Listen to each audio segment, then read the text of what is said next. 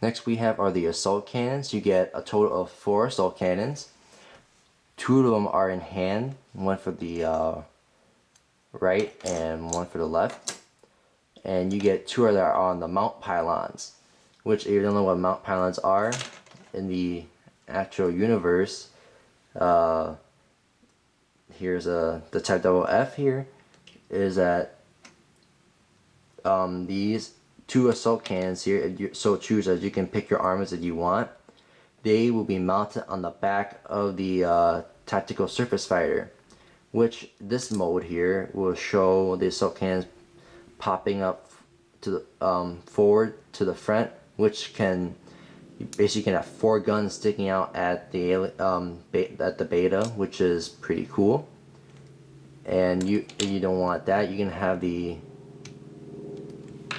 standby version, which will just be mounted on the back, which these pieces here can pop in and out to your choosing, but it will be like this, connect through. This is what it will look like if the assault cannon was just mounted on the back and not used to fight at all, more like storage.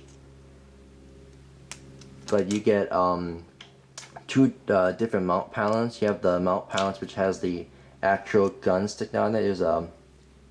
There's a peg there, as you can see, with some panel lighting as you see inside, which connects with the peg connection here on the assault cannon, which will connect through.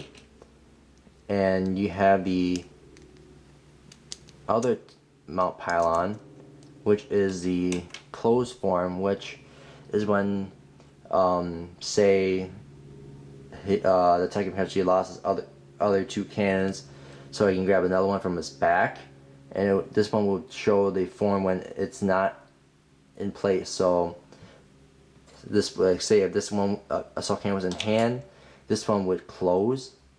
As you can see, here's the open version and here's the closed version, which they look exactly the same, but one can carry the assault cannon and one would not, or carry a cannon would not carry the cannon.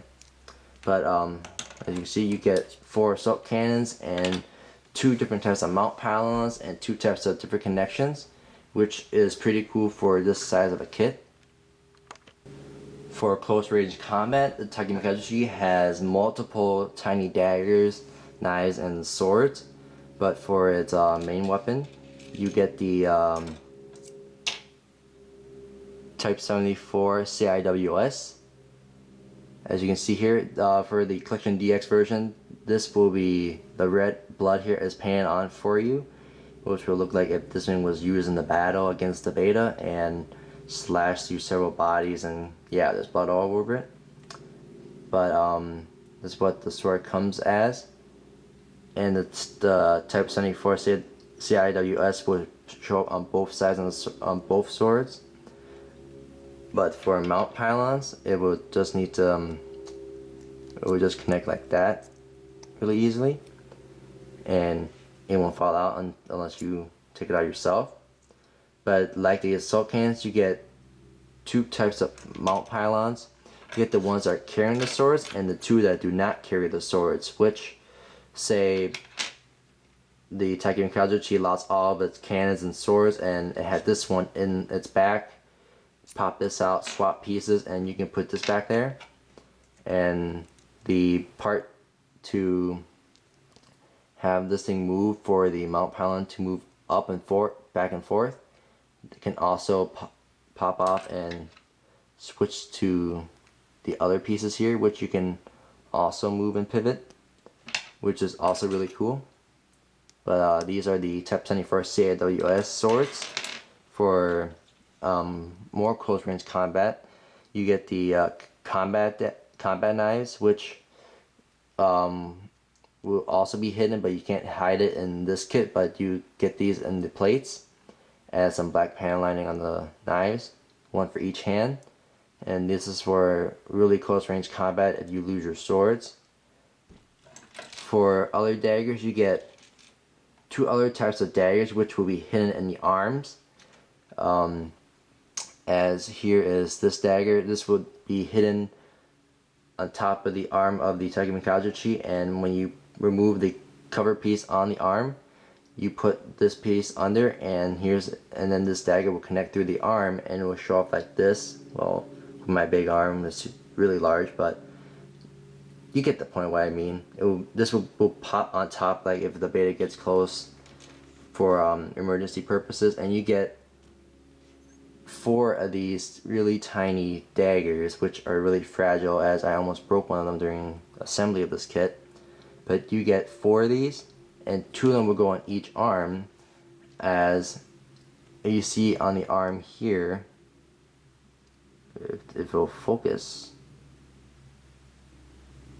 Looks like it won't. But you can see those 2 dark circles there. That's where these tiny daggers would connect through, which will, again, Takemikazuchi has a lot of secret weapons in case the beta gets too close. As in the Muv-Luv story, the Takemikazuchi is emphasized in close range combat and superior mobility. But as you can see, these are all the close range combat weapons that comes with this kit. For the hands of the Type 00 Takemikazuchi, you get 5 sets of hands. As for the one set's not in here, as one set of them are for the assault cannons for the Type 00. As you see here, you get one for the right, one for the left for the 2 assault cannons. The next are the 2 open hands,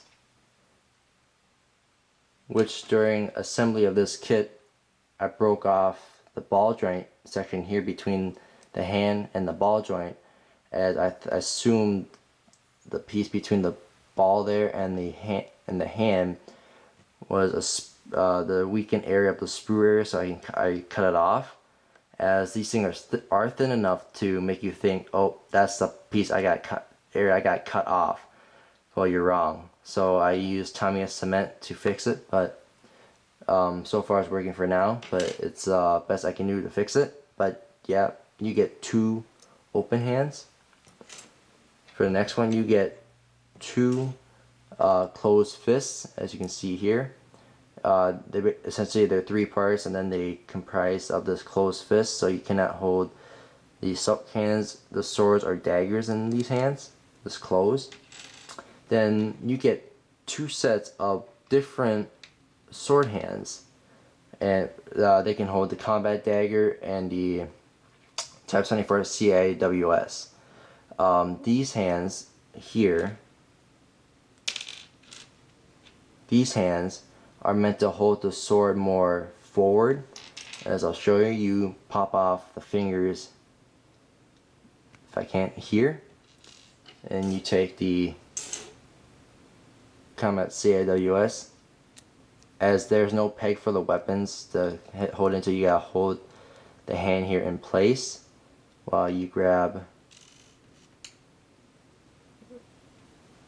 the piece, and then you peg it in the peg of the hand snugly. And this is how, if you held the hand like this parallel, the Type 74 CIWS would hold more forward. But if you take off the fingers, so these are the forward sword hands, these are the